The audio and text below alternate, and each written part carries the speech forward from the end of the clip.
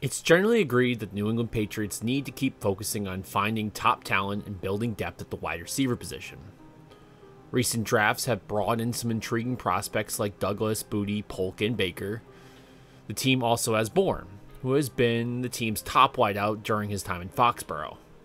However, the Patriots clearly need an Alpha 1 receiver who's the primary threat regardless of the opponent, matchup, down, yard line, alignment, and route. Whatever the situation, that guy is the problem for the defense. Now, Alpha 1 wide receivers are not incredibly rare, but they are not easily acquired. Teams don't like giving up their top receivers, so you typically have to draft them, something the Patriots haven't done in a very long time, which is something that's going to have to change.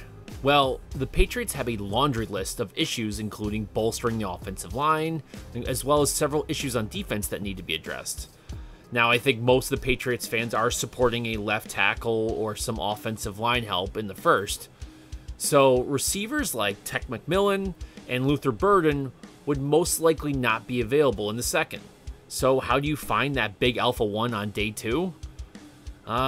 You either luck out on a big run on another position that drops a player into your lap, or you know something that very few other teams do, and you take an underappreciated receiver that has gone under the radar, but could develop into that Alpha 1. I think the 2025 draft has several of these receivers that might actually evolve into that description. Here's one of mine, Jayden Higgins from Iowa State, who has quickly emerged as a key player for the Cyclones. Standing at 6'4" and weighing 215 pounds, his size and physical presence on the field immediately sets him apart, making him a go-to target in both short passing game and deep downfield routes. One of Higgins' best strengths is his ability to win in contested catches. His combination of size, wingspan, and body control allows him to box out defenders and make tough grabs, especially in red zone situations or when facing tight coverage. He has a knack for high pointing the ball, making him a reliable target on fade routes and jump balls. This physical dominance in the air has made him a frequent target on third downs and in critical game situations. His route running is also improving, particularly an ability to separate from defenders using his frame and technique. While his speed might not be in the elite category, he has shown his ability to create space with his long stride and deceptive acceleration. He excels in using his body to shield defenders and gain leverage, especially in intermediate routes, where he can use his strength to make catches through contact. Now, another underappreciated highlight of his is his ability to track the ball deep downfield, which gives him that big playability. In terms of hands, Higgins is a reliable receiver with soft hands and good concentration, especially in traffic.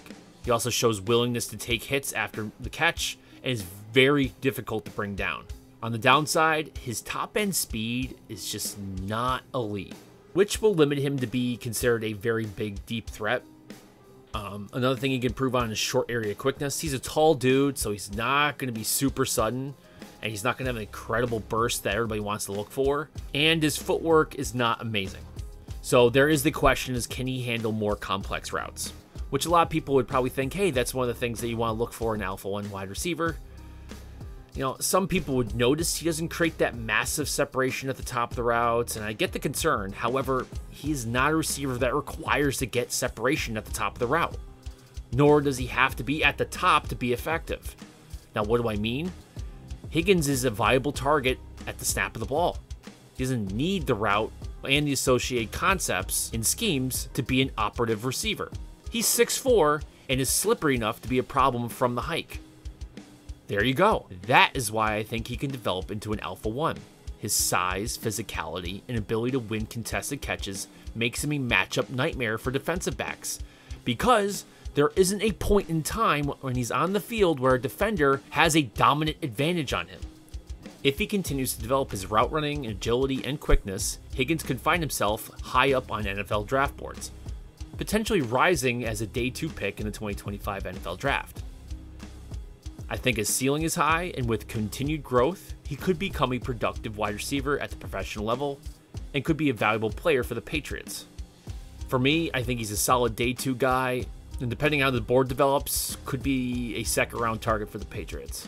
Anyway, what do you guys think of Higgins? Do you think the Patriots should target him? If so, when? Let me know in the comment section below. If you guys like this content, please like and subscribe, As always, thanks for watching.